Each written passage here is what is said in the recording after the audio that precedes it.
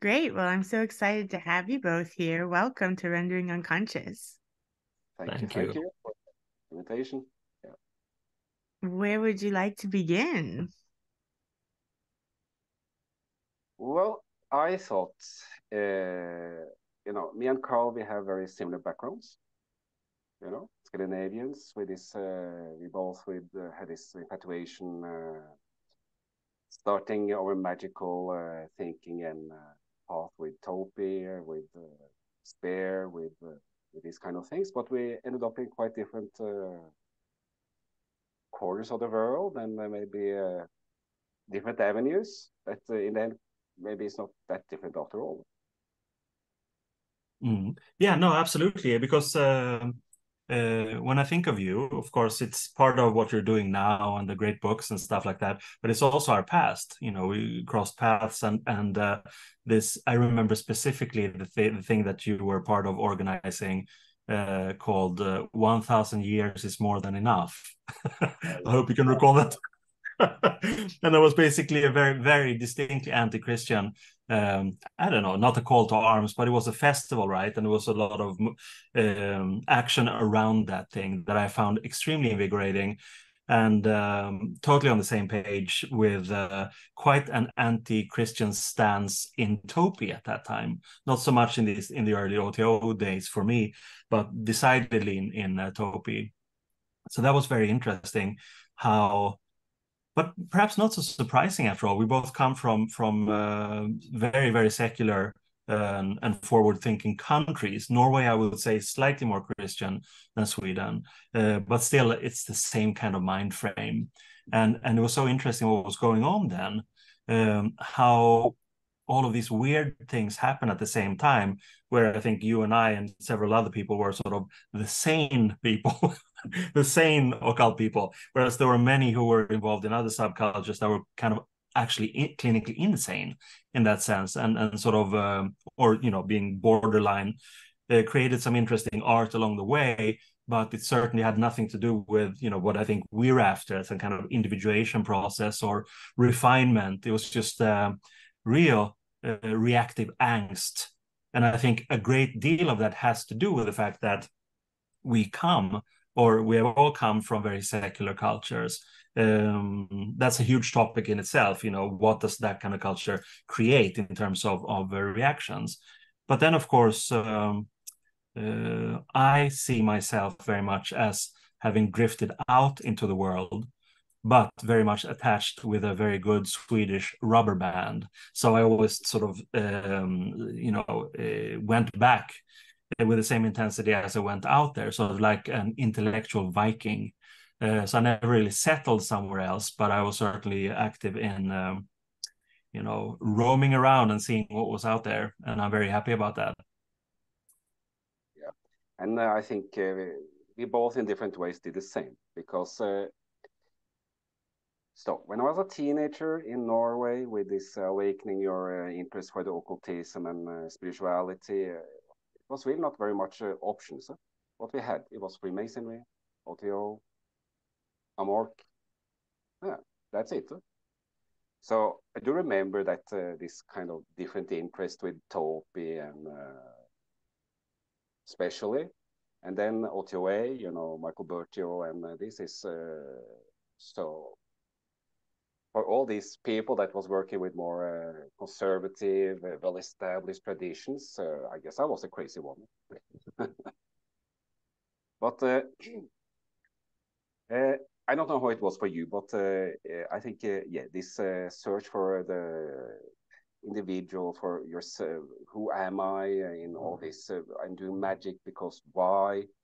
Uh, at least that was important for me, and I didn't manage to really find this in these more kind of established orders, and became very fast, very dogmatic.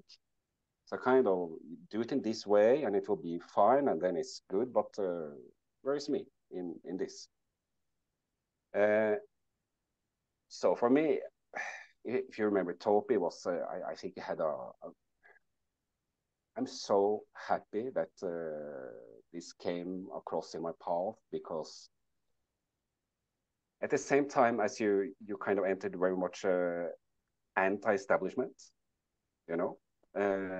I think it was more about thinking, questioning, and focusing on the creative expression of you, a kind of focus on authenticity and integrity in a very different way than we were accustomed to in more traditional orders, if it's Golden Dawn or Freemasonry. That well, after a time you realize that they're not really focused on magic as such, right?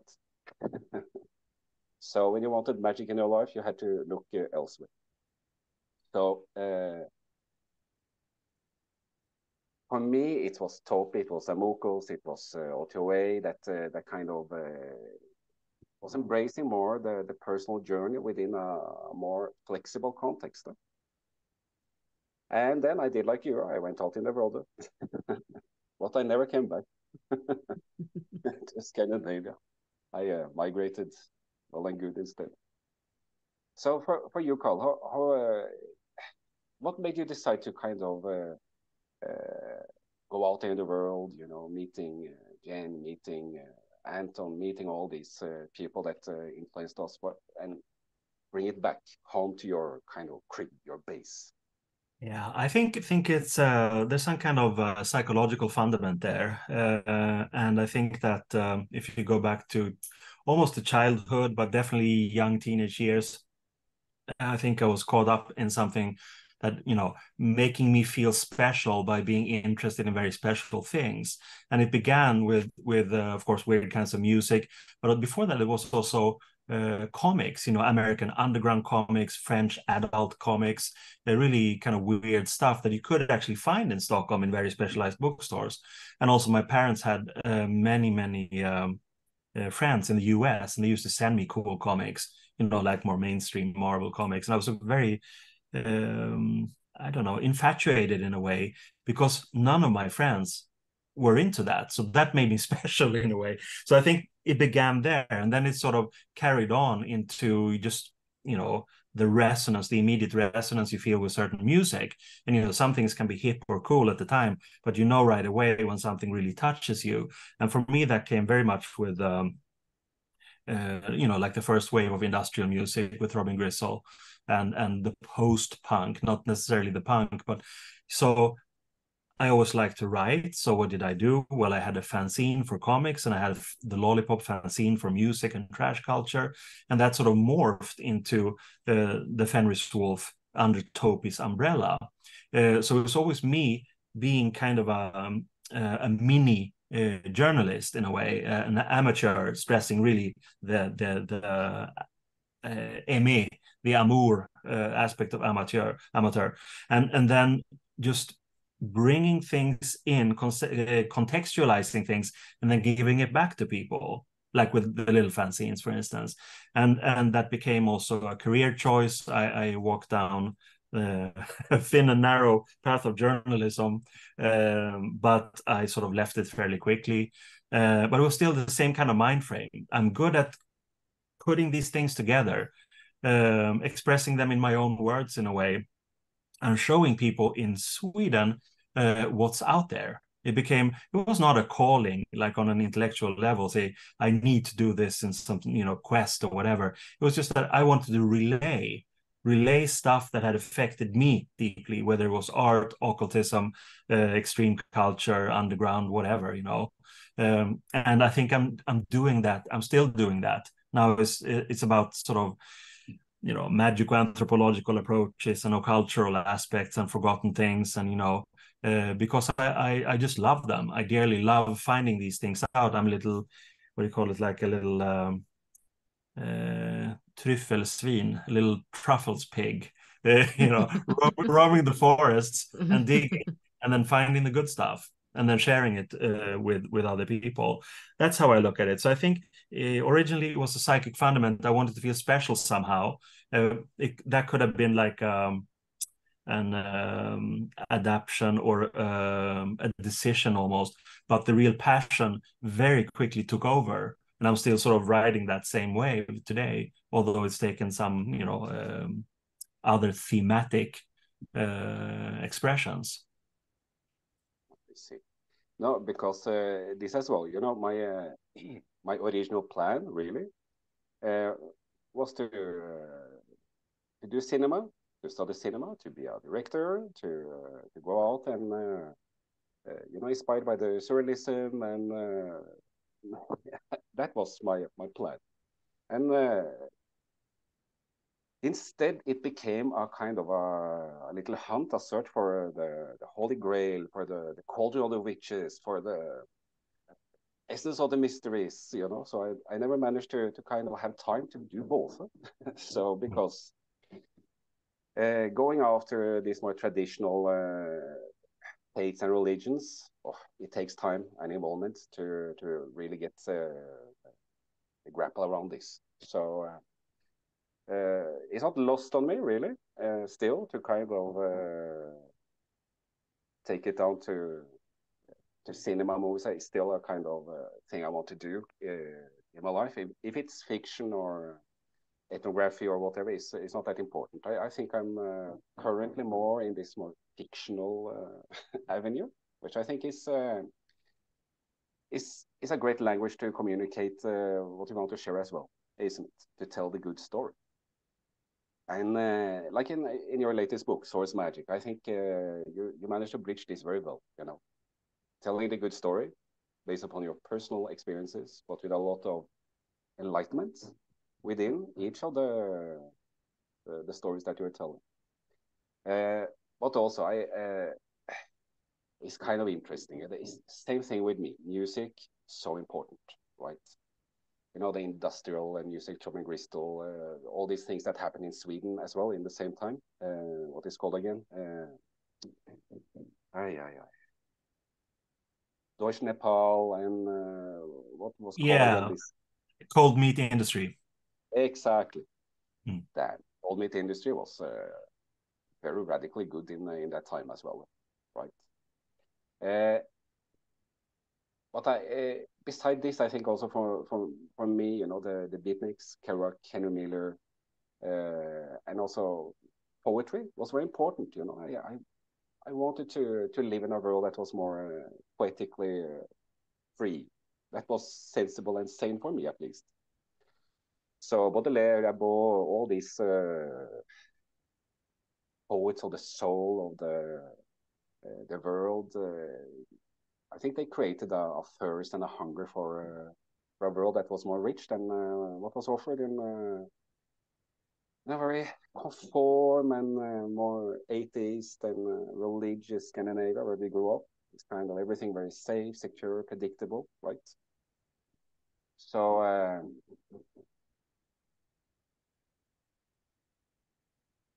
yeah, it's kind of, I never thought really how much, how important these influences were for kind of the courage to go out in the world. Because when you have these kind of role models or people that inspire your own journey, that were on this same hunt, or there were people of vision on this hunt for integrity, illumination, finding the secret of being, you know, okay, let's go on the road and see what happens. Kind of mentality was very good to avoid being stuck in some intellectual cave, just pushing the same dirt around to each corner. So, yeah, I think all these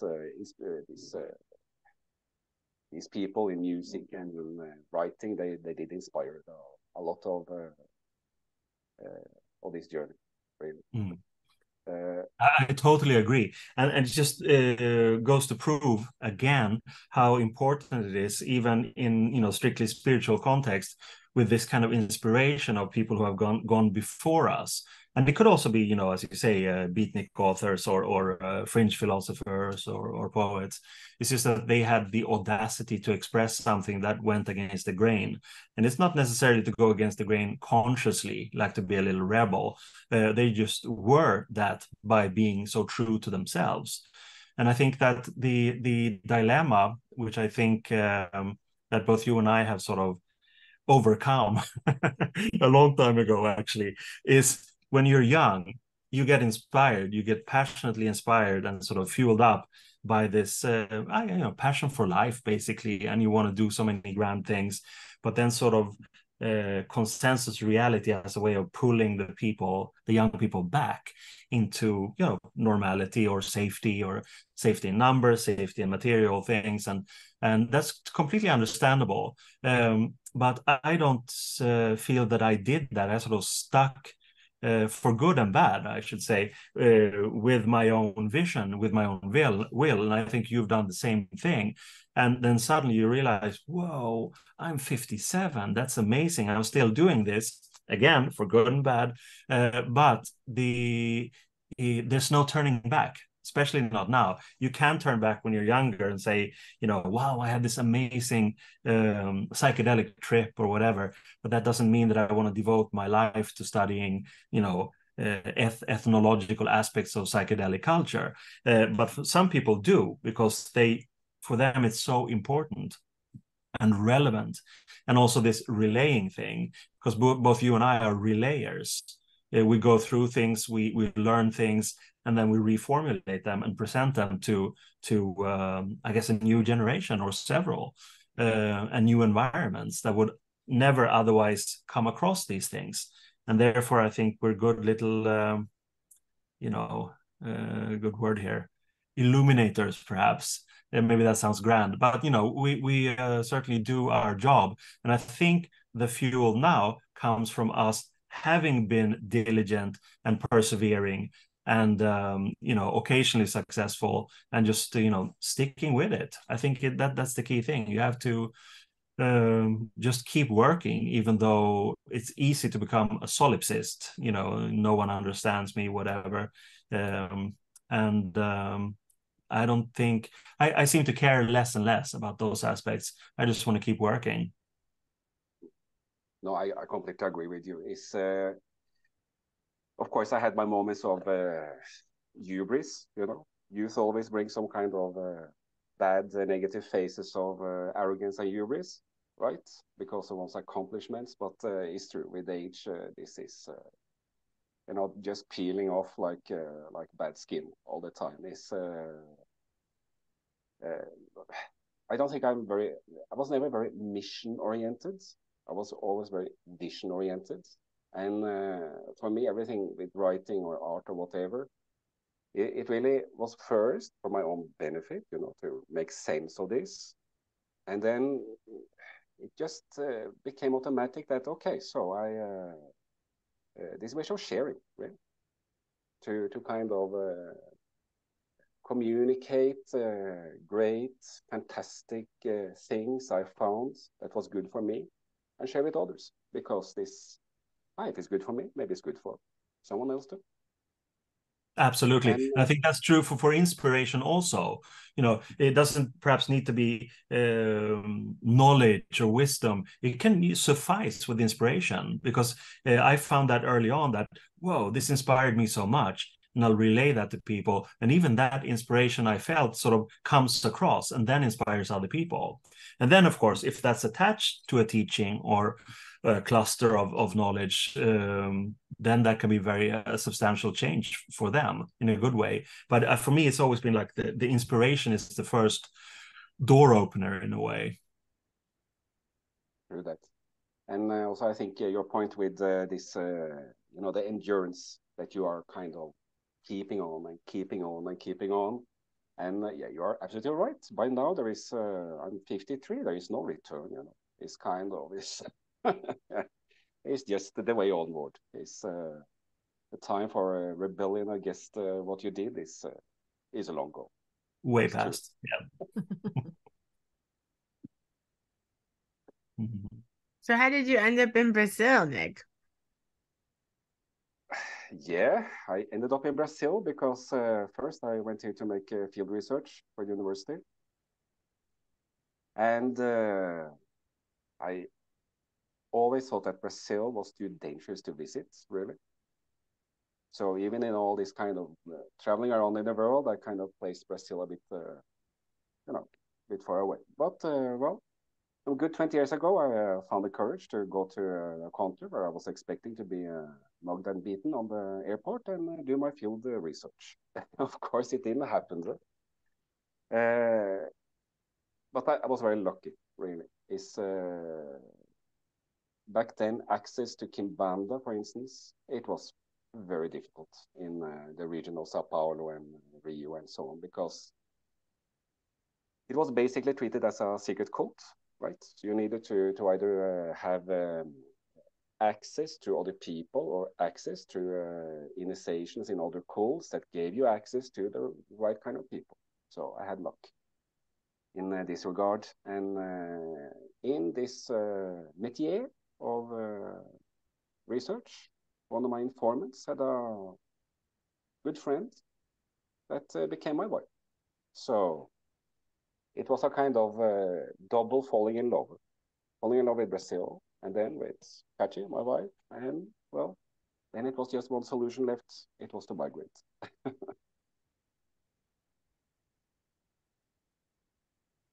Yeah, that's wonderful. And it's just yeah, for me we have been, or I have been, maybe you also, Vanessa. I think we went to Colombia, which is on the other side. But that's the only time I've been in Latin America, and for me, it's always been this incredibly interesting continent, of course, filled with magic, but also great literature. And that for me has always been like a kind of a litmus test. Does this culture produce, or this region, whatever, an interesting literature? And they certainly have. If And they love psychoanalysis. That's right. That's right. Now we're down in Argentina or in Brazil, but and Brazil and Mexico and everywhere. Yeah. So no, so it's really fascinating, because I was always attracted a lot by North America, and that I think was cultural imperialism infusion at an early age that just made me feel very much a part of it. And then, of course, the fact that when I went over there the first time, I was so incredibly welcomed by these, in my mind, giants. You know, had been very influential for me. It was like an open door policy, and that really changed my life. But my real attraction, in a way, in terms of the mysterious or possibly revealing some great mysteries, always lay to the east. You know, I was always Tibetan Buddhism and Tibet proper, and and Nepal and stuff. And I went to those places later on, and certainly had interesting experience there. But it's strange, I think, how we can sort of end up in both geographical and places, and also places of spiritual affinity, in a way. You're in the place geographically where you feel connected to the spiritual affinity. And I'm very curious about that too. And I remember thinking about it when I started to leave the merely causal magical development of learning this ritual in that Western system or this and that, basically leaving the mental intellectual stuff and thinking about transmigration of the souls and reincarnation. Are we locked into our genetics? Are we locked into the land? Stuff like that. Because I noticed my budding interest in Asa tro, the old Asa gods and rune magic and stuff like that. Being in Scandinavia, then almost you had this sort of weird stamp that could only be written about by these American, slightly, kitschy people. Otherwise, you had some stamp of I don't know, extreme kind of Germanism. It felt weird, but I did like it very much at the time, and that's, I think, was the origins of my speculations. Is this because I'm Swedish and have been for many, many, many generations, or is it the land that's affecting me? Is that kind of magical? Is there a magical egregore hovering over the land in a way? I still don't know, but I don't think that you feel a stronger affinity with something that comes from the land where you've been born. I do think that it is much more on well, let's call it the level of the soul, in a way, which then inherently implies that souls travel from incarnation to incarnation. And I'm more prone to believe in that now, because why else would I have been so attracted to sort of Asian magic and Asian philosophy, being just this weird little kid from Sweden with no real Asian infusion. My infusion came from the US. So I would like to ask you that question. Do you think that there was more magical or even loftier reasons why you chose to, first of all, study something in Brazil that actually made you move to Brazil, find love in Brazil, work in Brazil with Brazil in a way? Yeah, good question, really, because I do think that the attraction for us growing up in the time we did in a very conservative Protestant country like Scandinavia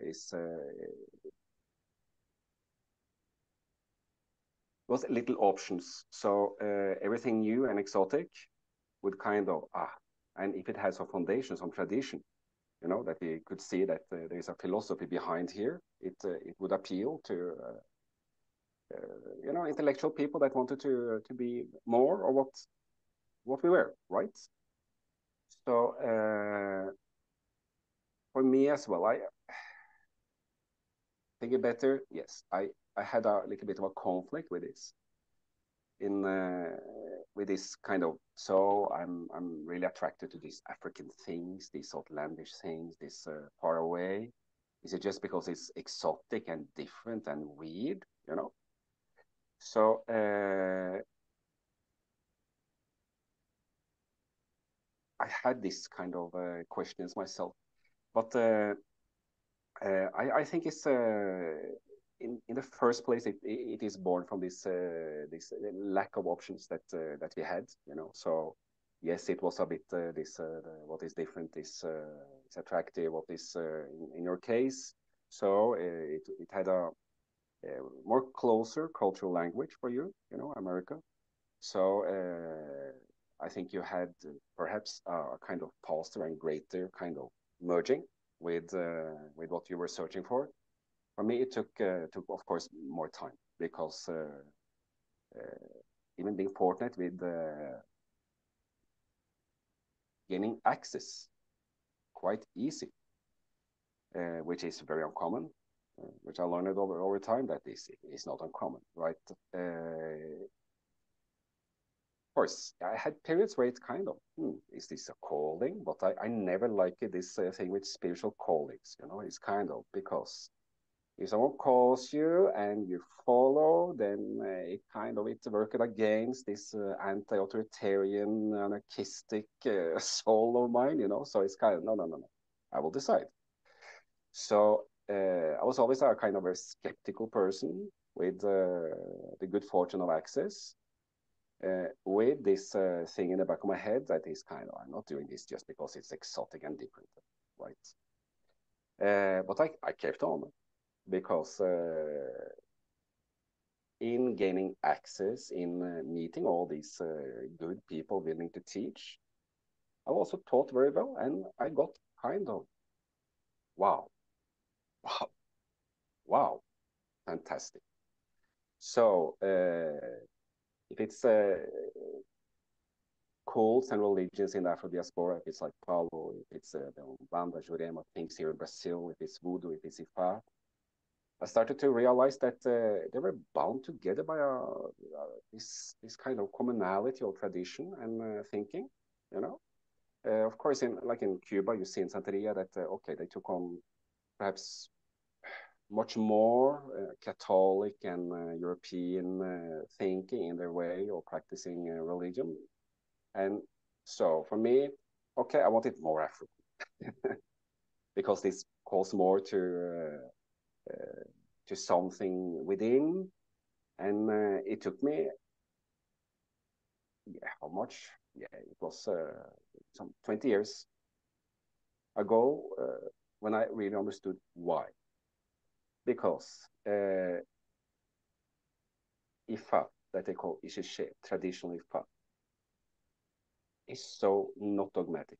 It's a practical philosophy concerned with how to live life, with spirituality, how to understand this world, the invisible world, in such non-judgmental way that I was kind of, okay, finally, here I am at the heart of everything that I was looking for. So having this as a base, African philosophy that embraces everything in the world. Okay, that's kind of affirming the initial premise of the journey that I made as a teenager, right? I wanted to find myself. I wanted to discover, why should I do magic? What is magic good for? So in this journey that is kind of not a circle that led me back to Norway, but in this journey that led me to a place of comfort, my kind of call it haven. Yeah, went through all these African things. So, and I did this kind of DNA tests and all this, and it's kind of, yeah. There, of course, there is some African remnants there. There is stories in my family, but it goes so far away, you know, that is kind of, you know, this blood is so far away, it can't possibly be calling, you know, it has to be something else. So maybe there is some kind of epi structure in the world that is just working upon people in different ways, because after all, you know, it's we do come from a common source, everyone, and I think in our evolution as human beings, how we are created into being what we are in conformity with wants, needs, childhood, society, all this. There's a lot of memories in our DNA or in our soul that you just forget about. So maybe these appetites on different faiths, religions, cultures, is a resonance with these kind of forgotten things that wants to be awakened again. I absolutely agree, and I think that I think maybe at some point in Source Magic I write about sort of three kinds of memories. There's of course the cerebral memory, and then there's the genetic memory, and then there's the soul memory, and that's just, you know, a model that people can accept or not. That's besides the point. But for me, it's been a useful model in trying to think about these things, you know, because the cerebral memory, that's kind of short term, you know, what happens in our life, we can remember that sort of causally. And then of course the soul memory, if such a thing exists, is of course the most mysterious one, but the genetic memory is kind of undeniable, even as a kind of a, you know, critical against scientists and empiricism or accepting it. It's still something that is undeniable, because we can see that, well, I look sort of like a mix between my mother and my father. It makes sense, you know, but it also makes sense that it's not just appearance, it's also mental qualities and all these things. And it's not a far-fetched idea, even from a logical point of view, that we are recording in life. And at the point of conception, when we conceive a child with someone else, you know, we hand over. That's an initiation. And that person is born with everything that came before me and, you know, the mother and all these things. And I guess that's a very, very long journey. And those little, let's call it genetic hard drives, must have a very, very high capacity.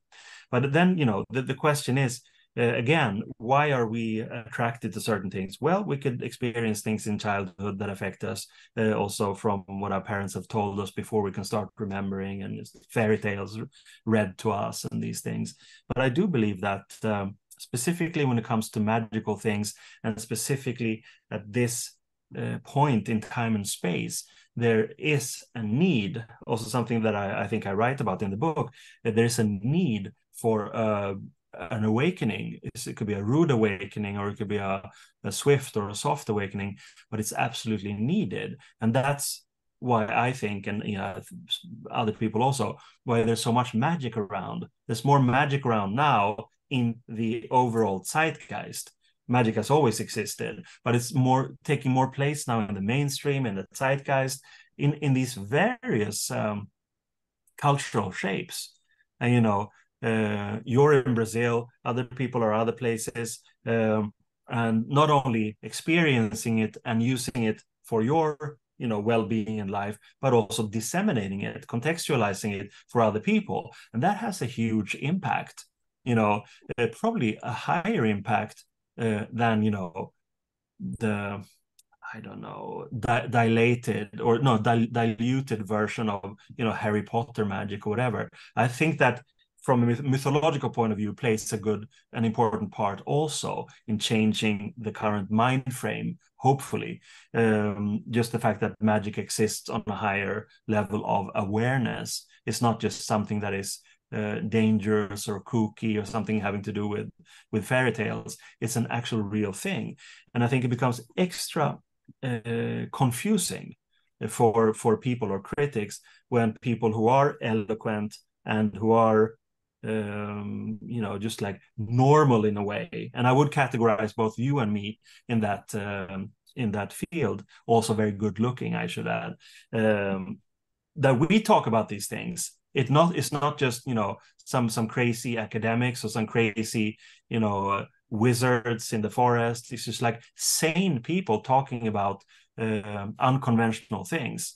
And that, I think, is the reason why we have these huge successes of you know, Hilma af Klint and other older painters and artists, you know, and it's all over the place, and there's so much going on in academia, and I'm sure that will have great effects, if nothing else, to create a wider and bigger library of esoteric texts and sort of contextualizing those. But I think something is going on. You could call it the planetary intelligence or whatever, you know, just need to raise the level of awareness and consciousness, otherwise we're completely fucked. That said, some people may be more susceptible, like us who grew up in Scandinavia. We didn't have, like, we had Protestantism as a kind of it's more like a moral code and, you know, work ethic, that kind of stuff, but it wasn't deeply spiritual, certainly not for me anyway. So maybe we were more susceptible to like the far out, provocative, really passionate and ecstatic kind of stuff that the normies were afraid of in a way. But maybe this is our function, to raise the level of consciousness and awareness with these specific tools, whereas others could do it with, you know, some other tradition.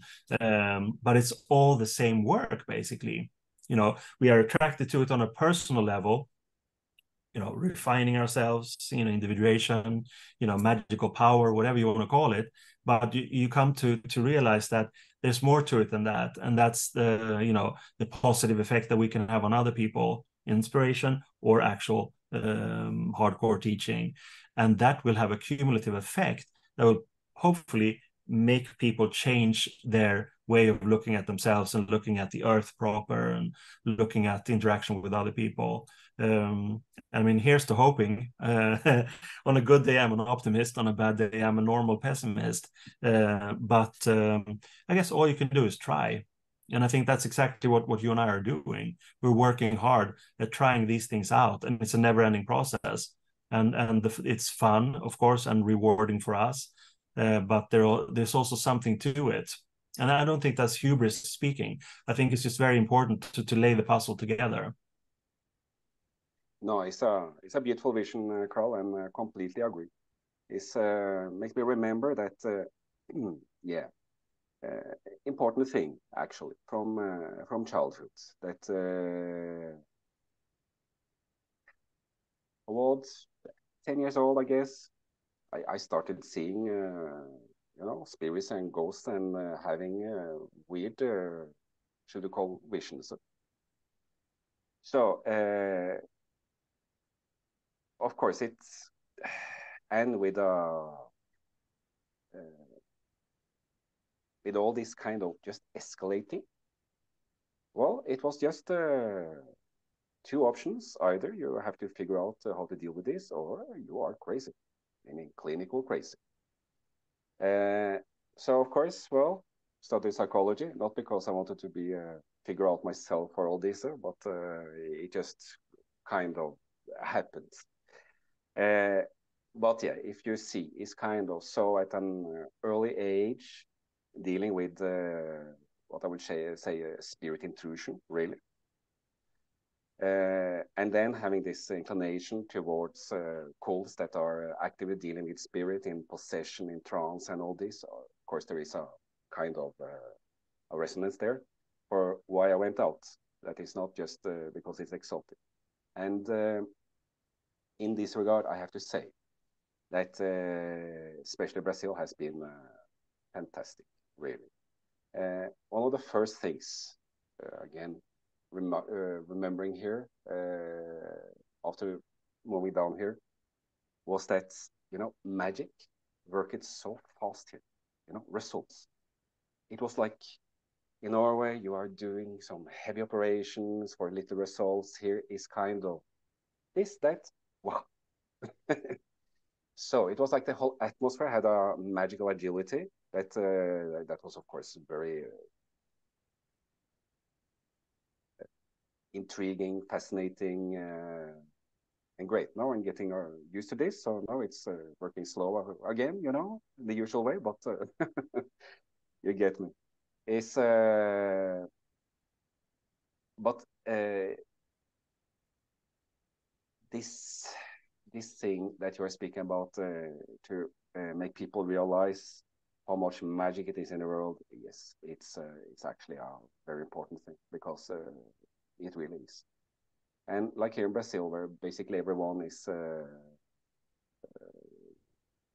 that is involved in any kind of cult or spiritism here is having close and good interactions with the other side, with their spirit guides and all this. It's, of course, open for a magical thinking and acceptance of magic, you know, another difference.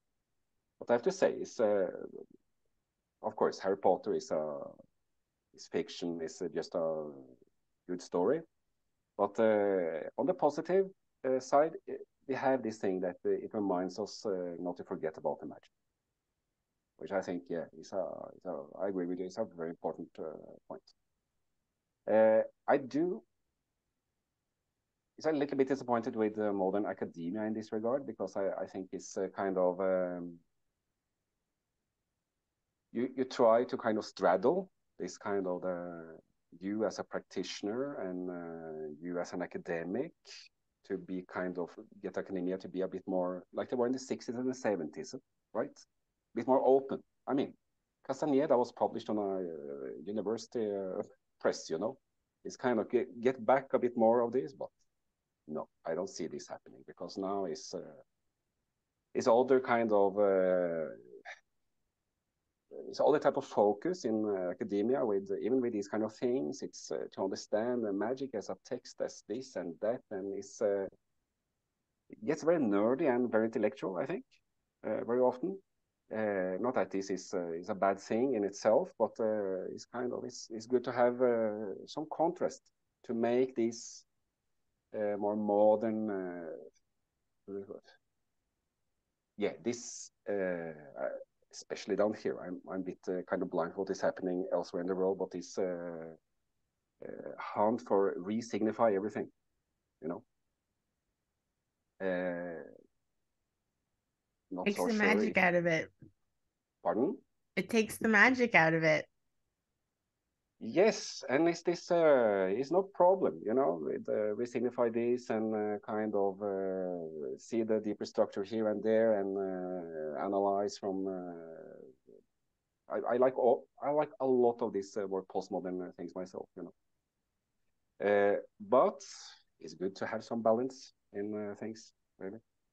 But that's the dilemma, isn't it? Is that the form is so rigid, you know, and that's, you know, that's just the way it is. So you bring in something that is completely immersive, irrational, passionate, compensatory, deep, you know, psychological aspects, and then try to, you know, make sense of it, make academic sense of it, and look at, you know, actually avoid first-hand sources and only look to dead second-hand sources and revel in the footnotes. And it becomes like and then the rigidity, of course, you know, everything needs to be peer reviewed and this and that.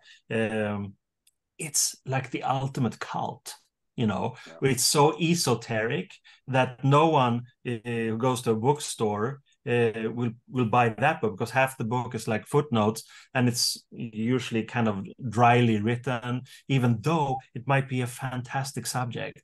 So what do you do then? Well, then you buy the Harry Potter instead, because that will take you and your experience into, sweeps you away into fantasy land, which is where the real action is. And I find it kind of, I don't know, depressing is too strong a word, but having seen so many of my friends go from being devout practitioners in different traditions into the dark wetlands of academia, and they will never come out. They're lost because they changed. Apparently, on the surface, they seem to have changed their way of thinking, their way of acting. They are very happy to be on the inside of the cult, and they adapt to the cult's rules and the cult's language, and the scrutinizing by the peers, and I think it's sort of depressing. I'm very happy for them. I know, best of luck. They can work with magic on that kind of hyper intellectual level, and again, possibly that's also a piece of the puzzle that we were just talking about. The sort of making magic more visible. It's just they're making magic visible to another segment of the culture. And I think that's absolutely fine. And then the light pop entertainment can do their bits, and you and I can do our bits in our ways. I guess it's all relevant in some way. But I have to say, to sort of emphasize that, it's remarkable how quickly this has been. We're talking about the past 10, 15 years, and it's booming. And now there are chairs in this university and that university. They're all having, conferences and symposia about, Western esotericism and magical aspects of this and that. I could never foresee that, 20, 25, 30 years ago, because then it was still a fringe thing. Occasionally someone wrote something under the umbrella of folklore, under the umbrella of a strict, religious studies. But now every little, more or less well-known magician has had several theses written about them. It's interesting. But the dilemma is also, if the person in question who writes that stuff doesn't get it, then that's a lockdown in kind of granite. It's chiseled out as the truth, but Yeah, it may this is not what I'm be. wondering lately, because I'm thinking of it. At first, I thought, oh, this is so cool. There's so much like people in academia writing about magical topics. But then it's like, if the person's not thinking magically and they're just thinking in this like research scholar mode, then they write down all this information from a point of view that's like missing part of the magic. And then other people reference that as if that's true, like you're saying. And it's reminding me of like the whole problem with like the original like colonizers, and how they like looked at all of these different cultures like through their anthropological lens, but they totally didn't understand what was going on. They just read it through their like Western mind frame, and then wrote it all down as if this is true, and like all these people are primitive. And I think that the magical scholars, I think they think we're like primitive, like, oh, those people that are practitioners, and I think they want to distance themselves from us, and that makes me really mad, actually. Yeah. No, I have a bit the same impression. I think academia is wonderful, and I'm so grateful that I studied a lot, and it gave me a lot of critical thinking. Right, it's kind of. But yeah, I agree with Vanessa. Is the feeling is that I'm surprised as you that it's so much in vogue, discussed, and all this. But yeah, I, I'm not quite understanding the purpose. You understand? It's kind of what is the is it just to kind of dismantle and kind of getting down, some kind of weird deconstructionism that is going on to kind of, it's this, in the bottom, it's like this. Yeah. So what about, what Vanessa says, and what about these guys that has been practicing this in for 50 years then? Where is their voice? But I think is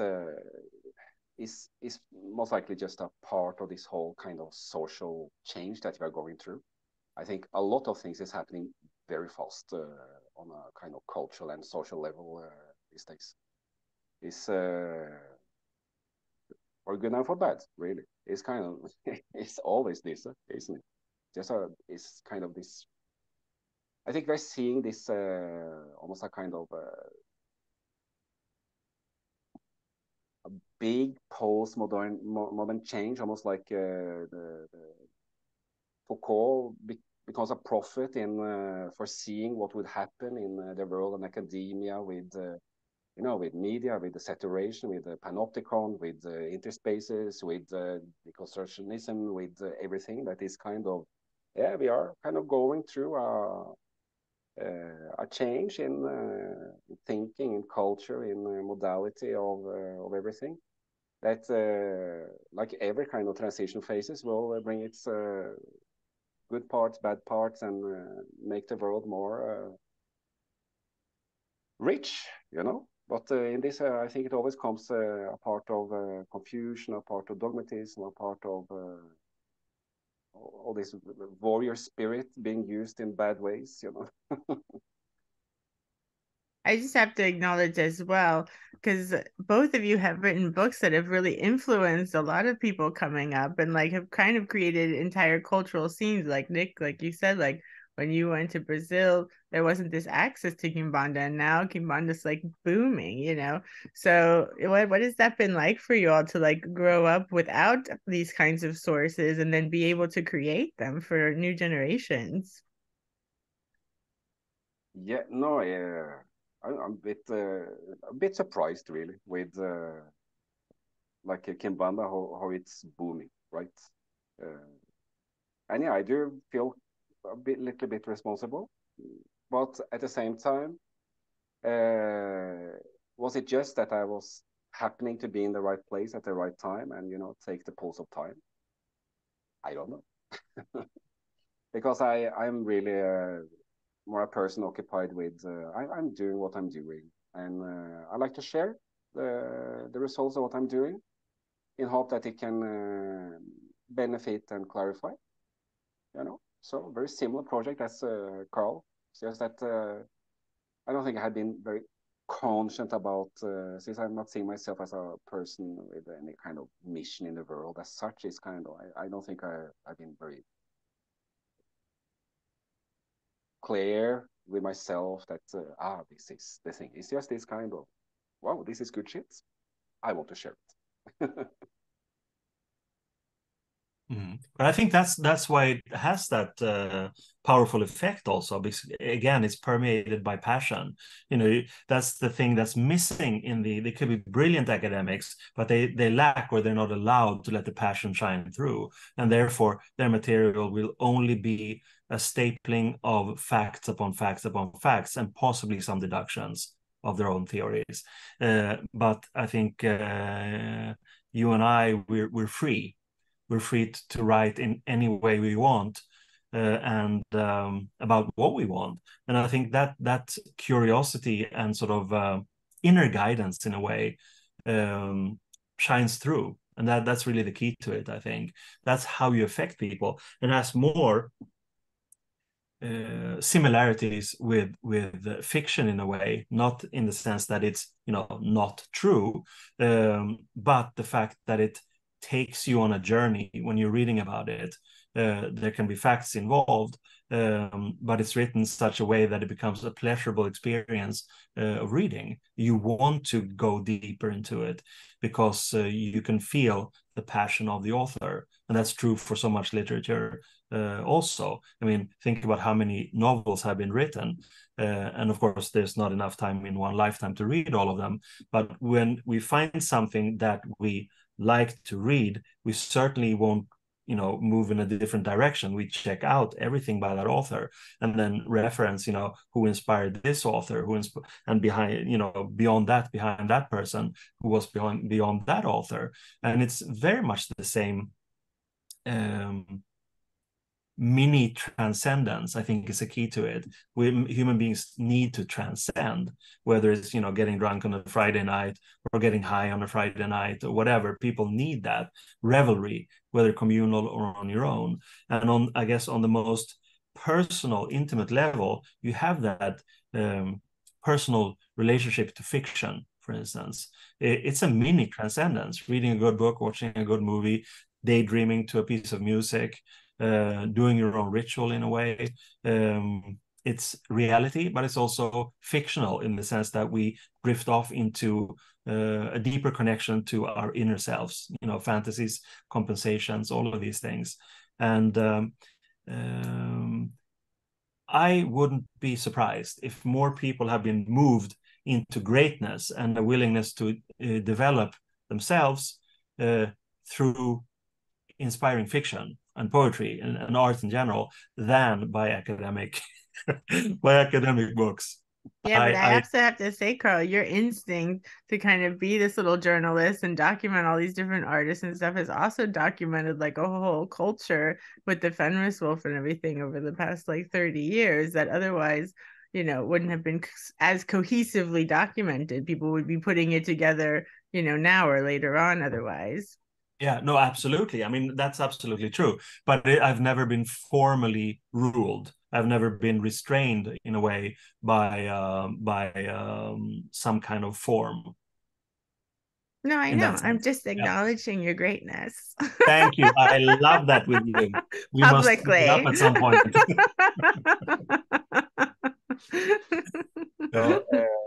So, Carl, I think our common goal then with what we are doing is actually to become magic and realizing all the magic in the world that is accessible and share with people how this can be accomplished.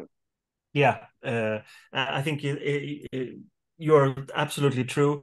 I think we're sometimes guided by higher or lower, I don't know, aspects of ourselves, psychological drives that may or not come from, you know, collective unconscious or cosmic forces. That's really besides the point. Also, I think the main thing is that as human beings, you feel immediately when you're doing something that's not right. You know, call it morality, whatever. But you have some kind of compass, and for instance, once you've found out what you want to do, like in the thelemic sense, you cannot, you know, go in a different direction because that will create incredible neuroses. And if you have this, it's not an interest for us, it's our life, you know, to research these things, to be in it, to work with it practically, and also to write about it theoretically.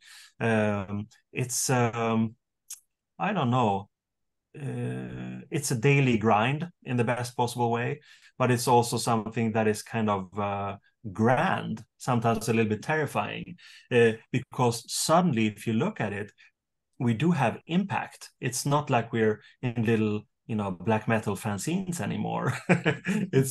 We're becoming like, well, I wouldn't say the elders quite yet, but we're sort of midpoint, and we are formulating things that other people actually read and actually work with. So I think it's a big responsibility, and how we deal with that, I think, is just to stay true to whatever we find inside. And I think that's also might be one of the turning points in possible evolution or development of this kind of negative inert culture. The main controlling aspect of what Barrows, of course, called control, and, you know, draconian forces, is basically where control says that what you're experiencing is not true because it's in the inner, you know, it's psychological, or, you know, and it's only what you experience in the outer, you know, material realm that's the truth, and we're defining it for you. But that goes completely against all of my own experiences, and I'm sure yours also, is that everything that happens on the inside, that's really the instigation, the beginning of everything that happens on the outside. And everything that we experience on the inside, whether it be dreams, you know, the dreams are fairly accepted as being, you know, normal. We sleep and we dream, and it's crazy. But if we have a meditation or a daydream, or just some, you know, silent thinking, undisturbed, and a picture comes up or an idea comes up, that's also like what I call the epistemological pipeline. You know, whatever comes must be looked at as being true. Then you can validate and see, does it have relevance for me right now in what I'm working with? Perhaps not. Then I'll write it down and use it for in the future. But so many people deny themselves not only the pleasure, but also the validity and usability of what comes from themselves, because they've been so programmed to say that, don't bother, it's not true. And that to me is like the I don't know, it's a rape of the human soul that's been culturally systematized for and not just in Christianity, I guess, many monotheist cultures, and also in other cultures, where it's more convenient that the single individual, doesn't stand out in that Japanese way. The nail that stands out will be hammered down. But just I would hope for a development in this general awakening process that's hopefully going on, that people come to trust whatever it is that they're finding on the inside. It's not just about taking outside stimuli in through the senses and sort of sorting it in a kind of mental filing cabinet. It's also about what comes from the inside. And I think that will be a key thing in turning this around, I think. That encouragement. Absolutely. And when you see how kind of the levels of depression, nihilism, feelings of meaninglessness is growing in the world, yeah, I think we're going towards this. It's a part of this big movement of change, this kind of wave of transformation that is going on, that hopefully will lead to something like this. And yeah, let's keep on sharing, showing people that at least two crazy guys from Scandinavia managed to focus on this journey towards being true to themselves and see how that would go in the world. And until now, it went well. Yeah, absolutely. We're the intellectual, magical Vikings. Magical Vikings. I love it. Well, thank you both so much for being here, and you'll have to come back again sometime. It's really fun to talk to you both. Likewise, Sure. likewise. Yeah, let's do it again.